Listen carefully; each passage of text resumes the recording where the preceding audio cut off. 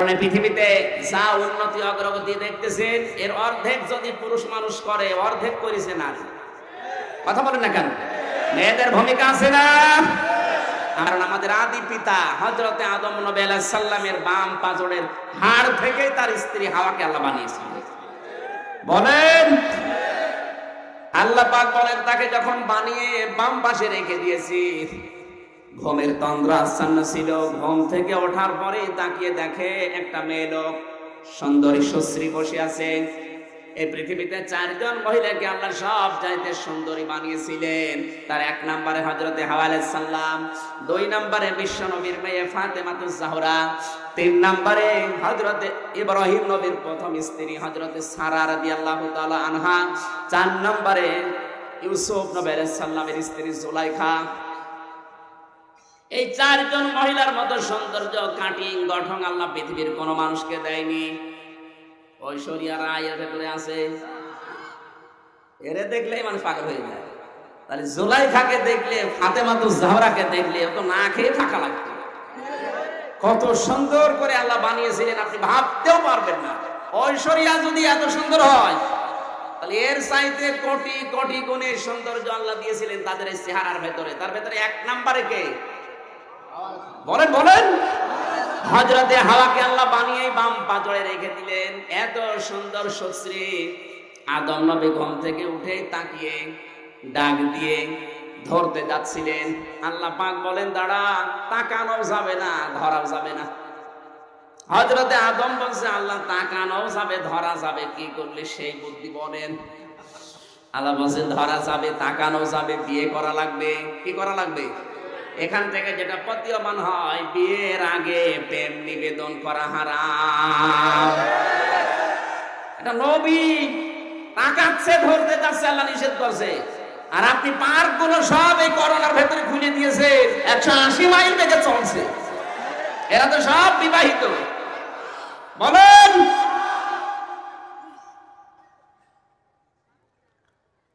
গাজীপুরবাসী হযরতে আদমকে আল্লাহ বললেন বিয়ে করতে হলে দেনমোহর দেওয়া লাগবে। আদম নবী বললেন আল্লাহ আমার কাছে কিচ্ছু নেই। কিছু নেই যে বিয়ে করার শখ হয় কেন? বিয়ে করার শখ হয় তুমি যেটা দেখিয়েছো এইটা দেখে। নারীর সৌন্দর্যের প্রতি পুরুষদেরকে আল্লাহ দুর্বল করে দিয়েছেন। এই জন্য একটা মহিলাকে দেখা শুধু জায়েজ আছে বিবাহের নিয়তে, তাছাড়া কোনো নিয়তে দেখা যায় না। অনেকে বলে হুজুর আমি ভালো নজরে তাকাই। ওরে শয়তান, এটা টাটকানের ভেতর শয়তান। কিসের নজর তোর? ভালো নজরে তাকায়। একটা মেয়ে লোককে দেখা শুধুমাত্র জায়েজ আছে কিসের নিয়তে? বিবাহ ছাড়া অন্য কোন উদ্দেশ্য তাকালে চোখের সেনা হয়। কিসের? আর জোরে বলেন কিসের? হযরতে আদমকে আল্লাহ রাব্বুল আলামিন বলতে শিখিয়ে দিলেন ওয়া আতুহুন্না উজুরাহুন্না ফারিদা। দেনমোহরের টাকা দেওয়া লাগবে, এটা ফরজ। একটু তাও আনন্দ চিত্রে দেওয়া লাগবে। হযরতে আদম বলে দেওয়ার মতো আমার কাছে অন্তত এখন আর কিছু নেই। ওই সময় মহান আল্লাহ জানিয়েছেন আদম আমার নবী মুহাম্মদুর রাসূলুল্লাহর উপরে 10 বার দরুদ পাঠ করো, ওইটাই আমি দেনমোহর হিসাবে কবুল করে নেব। বিশ্ব নবীর উপরে 10 বার দরুদ আর সালাম পাঠ করার পরে তাদের বিবাহ হয়ে গেল।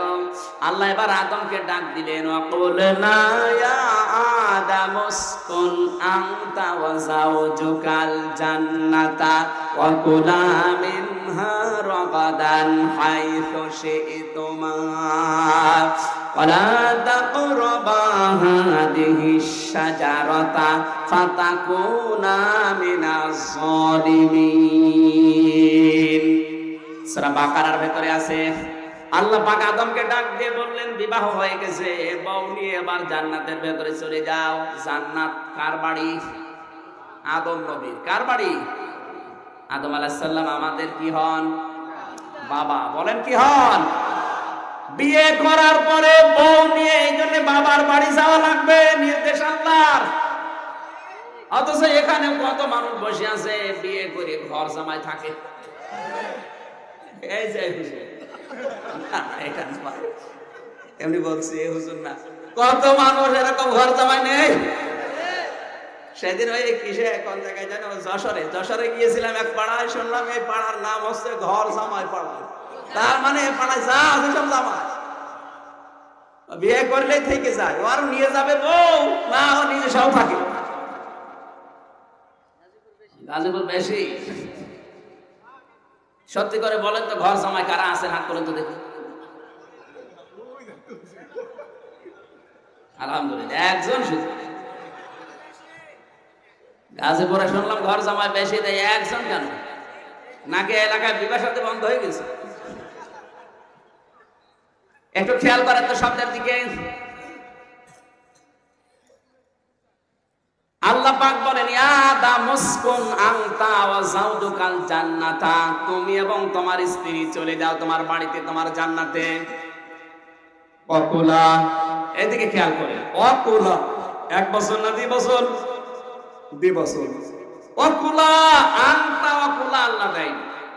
আজ নারী স্বাধীনতার নামে যারা চিল্লাচ্ছেন, নারী পক্ষ, নারী স্বাধীনতা আন্দোলন, নারী বিপ্লব পরিষদ গঠন করে যারা নারীর অধিকার দিতে চান, আপনার চাইতে 1500 বছর আগে মহান আল্লাহ কোরআনে কারিমে এই অধিকার দিয়েই দিয়েছেন। নারীদেরকে অধিকার দিয়েছেন কে? আপনি আর কতটুকু অধিকার দিতে পারবেন? মহান আল্লাহ পাক যে অধিকার দিয়েছে, বাংলাদেশের মেয়েরা জানে না। তাই এরা যদি জানতো তাহলে এই অধিকার আদায়ের জন্য রাজপথে মিছিল শুরু করতো। নারী আর পুরুষের সমান অধিকার চাই, সব জায়গায় সমান করা ঠিক না, আপনি পারবেনও না। মেয়েরা যদি বলে, দেখো সমান অধিকার দিতে হলে আমি 2টা সন্তান তোমারে দিয়েছি, আগামী বছর একটা মেয়ে লাগবে, তোমার দেওয়া লাগবে, আপনি পারবেন? শুধু এটা দেওয়াই না, আমি প্রতি বছরে বছরে তোমার সন্তান আমি দেব, কিন্তু দুধ পান করাতে আমি পারবো না, তোমার এবছরের থেকে 2 বছর দুধ পান করানো লাগবে, পারবেন? সে মেশিন পত্র তো নেই, আপনি পারবেন কি করে? সমান অধিকারের জন্য চিল্লায়, বাস্তবতা বোঝে? এগুলো সমান অধিকারের নাম নিয়ে চিল্লা পাল্লা করা না, এগুলোর কাম সব লুচ্চামি আর ভণ্ডামি। এরা নারীকে সামনে দিয়ে এরা ভোগ করতে চায়। পল্টনের ময়দানে চিল্লাচ্ছে, এত চিল্লিয়েছে দম লেগে গেছে। নারীর পক্ষ আমরা চাই, নারীর সমান অধিকার চাই। বাড়িতে সেই স্ত্রীকে বলছে, আর চিন্তা নেই, তোমাদের অধিকার সমান করে দিলাম। স্ত্রী একটু বিচক্ষণ ছিল, ডাক দিয়ে বলছে, কি করলে? বলে, আজকে থেকে আমরাও যেমন তোমরাও সেরকম, আমরাও কাজকর্ম করি মাঠে ময়দানে, তোমরাও করবা, আমরা ব্যবসা বাণিজ্য করি, তোমরাও করবা, আমরাও খোলামেলা থাকি, তোমরাও থাকবা। স্ত্রী বিচক্ষণ ছিল, এই জন্য ডাক দিয়ে বলছে, স্বামী দাঁড়ান, আজকে খাবারের ভেতরে একটু লবণ বেশি দিয়েছে, যে জিনিস খেলে পেটে কামড় ধরে ওই রকম জিনিস দিয়েছে। খাবারের পরে ওর পেটে কামড় আরম্ভ করেছে। ডাক্তারের কাছে গিয়েছে, ডাক্তার বলছে, আমি তো একবারে ঔষধ দিতে পারবো না, আপনার পরীক্ষা করা লাগবে। আপনি আগামীকাল প্রসাব প্রথমে ধরবেন, ওইটা নিয়ে আসবেন, আগে দেখবো যে আপনার অন্য কোনো রোগ আছে কিনা। সকালবেলা প্রসাব রেখে দিয়েছে। ওর স্ত্রী ঘর ঝাড়ু দিতে গিয়ে ছাতা গেছে পড়ে। চিন্তা করছে, আল্লাহ ও তোমার এমনি মারধর করে, প্রসাব ফেলে দিয়েছে, তোমার মেরেই ফেলবে। ভয়ের চোটে নিচে প্রসাব করে রেখে দিয়েছে। ও তো টের পায়নি, ও মনে করছে এটা আমার নিজেরই, দিয়ে গেছে ডাক্তারের কাছে। ডাক্তার পরীক্ষা করার পরে একবার ওর মুখের দিকে তাকায়, একবার রিপোর্টের দিকে তাকায়। নেতার তো চিন্তা, আল্লাহ এ রোগ মনে খুব কঠিন। বলছে, ডাক্তার সাহেব আমি কি বাঁচবো? ডাক্তার বলছে, তুমি বাঁচবা কিনা জানি না, কিন্তু যিনি ঢুকলো কি করে, কারণ এটা তো তোমার আশা কথা না। কি হয়েছে, কি হয়েছে বলবো কি? যে রিপোর্ট, কম্পিউটার দিয়ে বের করা রিপোর্ট, আমি দেখে বুঝতে পারলাম যে তোমার 9 মাস। 9 মাস মানে আর মাত্র 1 মাস 10 দিন বাকি আছে। এই জিনিস কিভাবে আসলো আজ পর্যন্ত আমি আর এই ডাক্তারি জীবনে দেখি নাই। আমি কিন্তু ভুল রিপোর্ট না, একদম কম্পিউটারের রিপোর্ট দেখে বললাম। নেতা ঘামতেছে, এক দৌড়ে বাড়িতে গিয়ে বলছে, খুকির মা কি আমার 9 মাস? 9 মাস মানে রিপোর্ট কম্পিউটার দিয়ে বের করে রিপোর্ট। ডাক্তার বলে যার বেশি দিন বাকি নেই, মাত্র 1 মাস 10 দিন আছে। তোমার তো পরপর 2টা ছেলে হয়েছে, আমার হবে আমি তো জানি না। কেমন কষ্ট একটু বলো দেখি, আমি কি বাঁচবো? স্ত্রী বলছে, নেতা চিল্লাচ্ছিলে সমান অধিকারের নাম নিয়ে, তুমি আমাদের সমান অধিকার দিতে চাও? তোমার সাথে 9 মাসের নাম শোনার পরে হাঁপানি উঠে গেছে। আসলে 9 মাস তোমার না, ও 9 মাস আমার, ও পোশাক আমি রেখেছিলাম। এক্ষুনি তওবা করো। সমান অধিকার যদি নিতে চাও, সত্যি সত্যি বলো, আমি কিন্তু 2টা সন্তান তোমার উপহার দিয়েছি, এবার যদি সন্তান নিতে চাও তোমার দেওয়া লাগবে। আন্দাজে চিল্লাও। আল্লাহ পাক বলেন, আদম আংটা না দিয়ে একবারে কোলা দিয়েছি কেন জানো? যেই পরিমাণের খাবার, যেই মানের খাবার, যেই মানের পোশাক তুমি পরবা, ওই মানের পোশাক, ওই মানের খাবার বউকেও খাওয়ানো লাগবে। এটা নফল না ফরজ? ফরজ। কোরআনের আসল নির্দেশ এটা। কোলা একবারে দিবসন দিয়েছে। সারা দুনিয়ার নারী পক্ষ নারীর সাথে আন্দোলন মিলে এরকম অধিকার নারীকে দিতে পারবে না। বিশ্বনবী আয়াতের ব্যাখ্যা করতে গিয়ে জানিয়েছেন, অকুলা শব্দটা দিয়ে আল্লাহ জানিয়ে দিলেন, স্ত্রীর প্রতি পক্ষপাতিত্ব করা যাবে না। তোমার মানের খাবারটার দিকে একটু খেয়াল করবা। যে মানের খাবার, যে মানের পোশাক পরো, ওইটা কিন্তু স্ত্রীর দিকে ঢেলে দেওয়া লাগবে ওই পরিমাণ। মানুষ আমরা অনেকেই দেখি রাস্তাঘাটে, বাজারে, হোটেলে মরণের খাওয়া খায়, আর বাড়ি যাওয়ার সময় বাদাম নিয়ে যায়। যেই মানের আপনি পোশাক আশাক বানান পরেন, আপনার এক একটা কাপড়ের গজ হচ্ছে 2000 টাকা, আর ওরে 3 পিস কিনে দিয়েছে 250 টাকা। হবে? বলেন। আমার কিন্তু অসুবিধা নেই, কারণ এই টুপি, এই যে হুজুরের দেওয়া হাদিয়া, এই রুমালটা দিয়েছে সেই দিনে কক্সবাজার থেকে একজন, এরপরে জামাটাও একজন দিয়েছে কুষ্টিয়ার, পায়জামাও একজনের। আমার শুধু চামড়ার শরীর ছাড়া কিচ্ছু নেই, সব হাদিয়া। এই জন্য আমি যদি আমার বউকে কিছু নাও দেয়, আমি ধরা খাবো না। ধরা খাবে হুজুর যে মানের পোশাক পরে, ম্যাডামকে যদি ওইটা না দেয়, ধরা খেয়ে বসে আছে। এই জন্য কোলা খুব গুরুত্বপূর্ণ শব্দ। হে আদম, বউ নিয়ে বাড়ি যাও। বাড়ি যাবার পরে তুমি যেই মানের খাবার, যেই মানের পোশাক পরবা, খাবা, ওই পরিমাণে ওকে দেবা। শুধু তা না, অকুলা মিনহা রগদান হাইযু শি'তুমা, ওকে মাঝে মাঝেই বেড়াতে নিয়ে যাবা আনন্দের জন্য বিভিন্ন জায়গায়। সুবহানাল্লাহ বলতে পারেন নাই?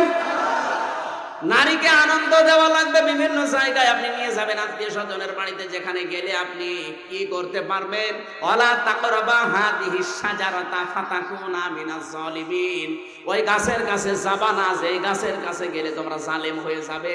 এই গাছ মানে শুধু গন্ধম গাছ না, এই গাছ মানে আল্লাহর নিষিদ্ধ বর্ডার। সুতরাং এমন আত্মীয়র বাড়িতে যাওয়া যাবে না, এমন বিবাহ অনুষ্ঠানে বউ নিয়ে যাওয়া যাবে না যেখানে গেলে আপনারও পর্দা থাকে না, বউরও পর্দা থাকে না। এরকম অনুষ্ঠান দেশে আছে না নেই? তাহলে আপনি জালেম হয়ে যাবেন এবং জালেম হয়ে মরবেন। এখন যদি বলেন স্ত্রী আমার কথা শুনতে চায় না, যেতে চায়, 1 বার 2 বার 3 বার ওয়ার্নিং দেবেন। 4টা সংশোধনী আছে। প্রথমে তাকে ওয়াজ করবেন, ফাইজুহুন্না। 2 নম্বরে ওয়াহজুরুহুন্না ফিল মাদাজি'i, তার বিছানা আলাদা করে তাকে সংশোধন করবেন।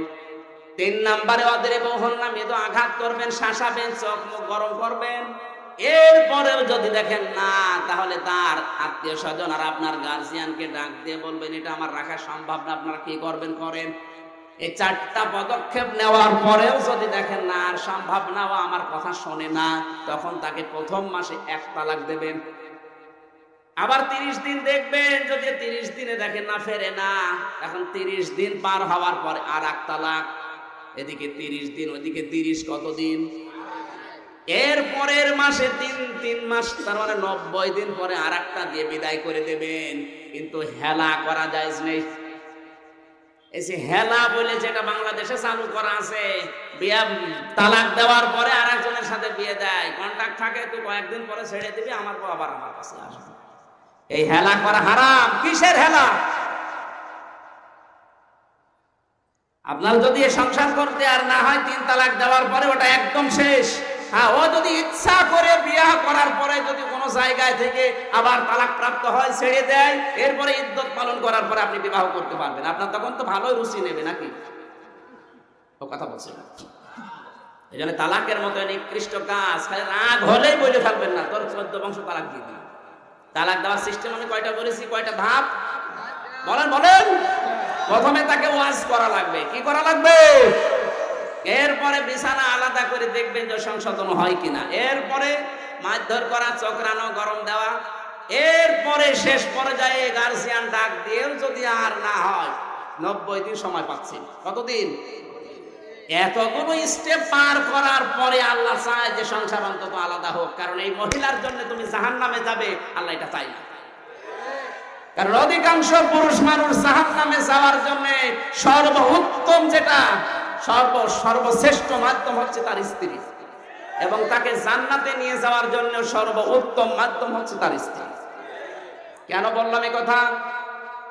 বিশ্বনবী মুহাম্মদুর রাসূলুল্লাহ সাল্লাল্লাহু আলাইহি ওয়াসাল্লাম তার মেয়েকে মাঝে মাঝে এই বিভিন্ন কাহিনী শোনাতেন। একদিন ডাক দিয়ে বললেন, মা ফাতেমা, আল্লাহ পাক তোমাকে খাতুনে জান্নাত ডিগ্রি দিয়েছে। কি খাতুনে জান্নাত? মানে জান্নাতের নেত্রী, সরদারিনী। তুমি জান্নাতের সমস্ত মেয়েদের নেত্রী হবে, এই দায়িত্ব আল্লাহ তোমারে দিয়েছে, ডিগ্রিটা। পাশে ছিল তার মা খাদিজাতুল কুবরা রাদিয়াল্লাহু তাআলা আনহা। তিনি বললেন, হে রাসূল, খাতুনে জান্নাতের ডিগ্রি আমার মেয়েকে আল্লাহ দিল, আমারে দিল না কেন? আমি ইসলামের উপরে অবদান আমার কি কম আছে? আল্লাহর নবী বললেন, খাদিজা, আমি কিন্তু এটা দেইনি, এটা আল্লাহ নিজে দিয়েছেন। আল্লাহ দেওয়ার কারণ আমি পেয়েছি দুইটা।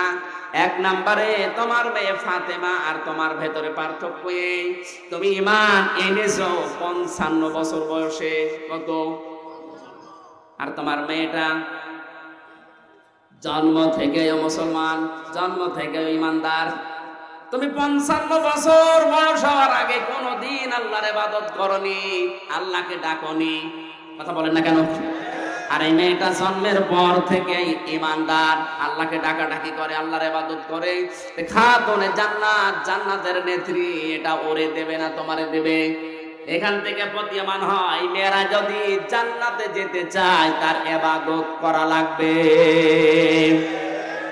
ইবাদতের ভেতরে সর্বোত্তম ইবাদত হচ্ছে সময় মতো শরীর পবিত্র থাকা অবস্থায় 5 বার নামাজ আদায় করতে হবে। এটা নারী এবং পুরুষের জন্য সমান। আজ যেহেতু অনেকেই বলছে নারী পুরুষের নামাজের পার্থক্য আছে, না, হয়তো বসা, হাত বাঁধা, এগুলোর নিয়ম নীতি কিছু পার্থক্য আছে। তাছাড়া সূরা কিরাত এগুলোর কোনো পার্থক্য আছে? পুরুষ মানুষ নামাজ পড়বে সূরা নাবা দিয়ে, আর মহিলা পড়বে সূরা ইখলাস দিয়ে। এখানে আল্লাহ কোনো পার্থক্য রাখেননি। তার শারীরিক গঠনের কারণে হয়তো হাত বাঁধা দিয়ে, বসা দিয়ে, এগুলোই কিছু পার্থক্য থাকতে পারে, কিন্তু সাল্লু কামা রাআইতুমুনি উসাল্লি, এই হাদিস শুধু পুরুষের জন্য না, নারী পুরুষ সবার জন্য। জোরে বলেন সুবহানাল্লাহ। মা বোন যারা এসেছেন, আপনার ইবাদত আপনি বাড়িয়ে দেবেন। ইবাদত মানে যে শুধু নামাজ তা না, আপনার ভালো ব্যবহার এইটাও ইবাদত। এই কথা বলেন না কেন? এমনকি মানুষের সাথে হাসি মুখে কথা বলা, এইটাও ইবাদত। কিন্তু মেয়েরা কথা বলবে কাদের সাথে, তার লিমিট আছে না নেই? সবাই বলেন। একটা মেয়ে লোক হাসি মুখে কথা বলবে কার সাথে? না না, শুধু স্বামী। 14 জন পুরুষের নাম আমি কোরআনে কারিমে পেয়েছি। 14 জন পুরুষের নাম পেয়েছি, একটু লিখে নেন যারা এসেছেন। একজন মহিলা 14 জন পুরুষের সাথে কথা বলতে পারবে, দেখা করতে পারবে, কিন্তু মুখমণ্ডল, হাতের কবজি আর পায়ের পাতা বাদ দিয়ে পুরা শরীর ঢেকে রাখা লাগবে। আর যারা ফাটা পায়জামা পরে, ফাটা পায়জামা ছিলেন না, নিচের দিকে আবার এক হাত চিরা, এক হাতের বেশি চিরে রাখে, এর ভেতরে কোন ফজিলত আছে আপনি বলেন তো? এর ফজিলত এই, আমার যতটুকু ধারণা, পরপুরুষকে আকৃষ্ট করা, এটা ছাড়া কিছু নেই। কথা বলেন ঠিক কিনা? মেয়েরা যারা এসেছেন, সম্মানিতা মা বোনেরা, যে বোরকাগুলো এখন বানাচ্ছেন, টাইট ফিট, এমব্রয়ডারি করা, ফুল ফুলওয়ালা এই বোরকা আপনার জন্য পর্দা না, এটা ফ্যাশন, এটা আপনার জন্য জায়েজ না। এখন আবার একটা বোরকা বেরিয়েছে, এই বোরকায় পর্দা না, এই বোরকার জন্য আবার আর একটা বোরকা লাগে। বুঝতেছে? শরীরের অঙ্গ প্রত্যঙ্গ গুলো সব উদ্ভাসিত হয়ে থাকে, ওইটা ঢাকার জন্য আবার আর একটা বোরকা লাগে। এটা বোরকা না ফ্যাশন? ইসলামের কোন নিয়ম নীতি বিধানকে আপনি ফ্যাশন হিসাবে যদি পালন করেন, আপনি কুফরি করলেন। এই জন্য মেয়েদের পর্দা হচ্ছে আবু হানিফা রহমতুল্লাহ আলাইহির মত অনুযায়ী, হানাফি মাযহাব অনুযায়ী একটা মেয়ে লোকের সতর হচ্ছে মুখমণ্ডল, পায়ের পাতা আর হাতের কবজি বাদ দিয়ে পুরা শরীর ঢেকে রাখা লাগবে। এই তিনটা বাদ দিয়ে পুরা শরীর ঢেকে আপনি কয়জনের সাথে কথা বলতে পারবেন? জোরে বলেন কয়জন? 1 নম্বরে নিজের বাবা, 2 নম্বরে দুধ বাবা, 3 নম্বরে মামা। এটা কিন্তু আবার আপন মামা হওয়া লাগবে। রিকশা চালককে ডাক দিয়ে বলছে মামা, কিছুক্ষণ পরে দেখা যাচ্ছে অ্যাক্সিডেন্ট হয়েছে। আমি বিশ্ববিদ্যালয়ে থাকাকালীন দেখেছি মেয়েরা রাস্তায় দাঁড়িয়ে বাসওয়ালাকে ডাক দিয়ে বলছে মামা, বাস দাঁড়িয়ে গেছে। উনি ওঠার পরে মামার পাশে বসা, মামা ওর দিকে তাকিয়ে অ্যাক্সিডেন্ট হয়েছে। এ কি মামা না মামি? এই মামা না, এই রিকশা চালক, ভ্যান চালক, বাস চালক না, মামা হওয়া লাগবে নিজের আপন মামা। কথা বুঝতেছেন? এরপরে চাচা, এটা আপন চাচা। এরপরে শ্বশুর, এটা আপন শ্বশুর। অনেকে ধর্ম শ্বশুর বানায়, কিছুদিন পরে দেখা যায় ধর্ম শ্বশুরের সাথে আল্লাহ রাস্তায় গেছে। ধরে বলেন নাউজুবিল্লাহ, এসে সেটা হবে। এরপরে আপন ভাই, দুধ ভাই, দাদা ভাই, নানা ভাই আর নাতি। এরপরে নিজের ছেলে, ভাইয়ের ছেলে, বোনের ছেলে, নিজের মেয়ের জামাই। মেয়ের জামাই মানে এদিকে কি বলে? মেয়ের যে স্বামী আছে, ওই স্বামী আপনার কি হয়? কথা বলেন না কেন? ঢাকায় একটু উল্টা পাল্টা আছে মনে হয়। আমাদের এলাকায় মেয়ের জামাইকে না, মেয়ের স্বামীকে শাশুড়ি জামাই বলে ডাকে। আর এলাকায় মেয়ের স্বামীকেও মেয়ের জামাই বানায় না। মেয়ের যার সাথে বিয়ে দিলেন এই পুরুষের সাথে শাশুড়ি দেখা করতে পারবে, কিন্তু খোলা রাখবে মুখমণ্ডল, হাতের কবজি আর পায়ের পাতা। চুল ঢাকা রাখা লাগবে, কারণ চুল হচ্ছে মেয়েদের সতরের অন্তর্ভুক্ত। মেয়েরা যারা এসেছেন, এই 14 জনের বাইরে যদি আপনি মোবাইলেও কথা বলেন, কতটুকু আওয়াজে বলবেন সেইটাও আল্লাহর কোরআন নির্ধারিত করে দিয়েছে। সূরা আহজাব 22 নম্বর পারা, 1 নম্বর পৃষ্ঠা, 3 নম্বর লাইনের 32 নম্বর আয়াত। এটা তাফসীরে মাসারিতে আছে। আল্লাহ পাক বলেন, ইয়া নিসান নাবিয়্যি লাসতুন্না কাহাদিম মিনান নিসাই ইত্তাকাইতুন্না ফালা তাখদা'না বিল কওলি ফায়াতমা'আল্লাযী ফী কলবিহি মারাদু ওয়া কুলনা কাওলাম মা'রুফা। সূরা বলেন আল্লাহু আকবার। আল্লাহ তাআলা বলেন, হে নবীর স্ত্রীরা, নবীর স্ত্রীরা উম্মতের জন্য কি হয়? এই জোরে বলেন না কেন? মায়ের সাথে কোন যত খারাপ মানুষ হোক, ও খারাপ ধারণা করে, বলেন বলেন। এরপরেও আল্লাহ তাদেরকে ডাক দিয়েছেন, কোন সৈয়দ বংশের মেয়ে না, কোন শেখ বংশের মেয়ে না, সরদার বংশের মেয়ে না। আল্লাহ সরাসরি ডাক দিয়েছেন নবীর স্ত্রীদেরকে, যারা আমাদের মা। আমরা খারাপ ধারণা যাদের করতেই পারি না, তাদেরকে আমাদের সামনে এনে বললেন, হে নবীর স্ত্রীরা, কথা যদি বলতে চাও কারো সাথে পর্দা আড়ালে হিসাবের বাইরে থেকে কথা বলবা, কিন্তু কথা মিথ্যা বলবা না, সঠিক কথা বলবা। তুমি যদি মোবাইলে, ফোনে, ফ্যাক্সে হিসাবের বাইরে থেকে কারো সাথে কথা বলতে চাও, কথা বলবা সঠিক কথা, মিথ্যা বলবা না। কিন্তু কথার ভাষা হবে রুক্ষ সূক্ষ্ম। তোমার কথার ভেতরে কর্কশ ভাষী এরকম ব্যবহার থাকা লাগবে। মোবাইল ধরার পরে যদি দেখো যে অপরিচিত, বলবা কি হয়েছে? ওয়ালাইকুম আসসালাম, কাকে চান? ওই লোক চিন্তা করবে, আল্লাহ এ কি মহিলা না আজরাইল। আর যদি আপনি শাবনুরের চিকন গলা দিয়ে বলেন ওয়ালাইকুম আসসালাম, কি বলছেন বলেন, কি করতে পারি আপনার জন্য? তখন বলবে কি করতে পারি মানে কিছু জানো না, এবার লাইন লাগাবে। এক কথা বলে না কেন? এমনকি অনেক আলেম পর্যন্ত নারীর এই ছলনায় পড়ে ফাঁদে পা দিয়ে নিজের জীবন, যৌবন, মান সম্মান সব নষ্ট করে দিচ্ছে। আমাদের পেছনে যেহেতু শয়তান আরো বেশি, আমাদের সংশোধন থাকা লাগবে। সতর্ক থাকা লাগবে আরো বেশি। কারণ শয়তান কোনদিন খারাপ মানুষকে ধরে না, কারণ ও জানে যে বেটা মদ খায়, বাবা খায়, ও আমার ভাইরা ভাই। তার বলে না কেন? ও সব সময় চিন্তা করে যদি আমির হামজাকে লাইন থেকে একটু বে লাইনে নিয়ে যাওয়া যায়, 1000 মানুষ আমার লাগবে না, এক আমির হামজা 1000 মানুষের সমান। এখানে আপনার পেছনে যারা বাবা খাচ্ছে, ডাল খাচ্ছে, ওদের পেছনে যদি শয়তান একটা থাকে, আমার পেছনে 80টা আছে। সূরা আরাফের 16 নম্বর আয়াত তার প্রমাণ। ফাবিমা রাহমাতিন না রাতটা প্লিজ জানো 8 পারা 16 নম্বর পৃষ্ঠা। এই সূরা আরাফের 16 নম্বর আয়াত কি হাফেজ কই? সব গুলিয়ে খেয়ে ফেলেছে।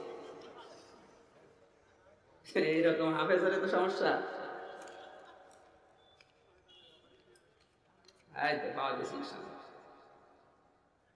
আল্লাহ পাক বলেন ক্বালা ফাবিমা আগওয়াইতানি লা আকুদান্না লাহুম ইলা সিরাতাকাল মুস্তাকিম না লা আকুদান্না লাহুম সিরাতাকাল মুস্তাকিম।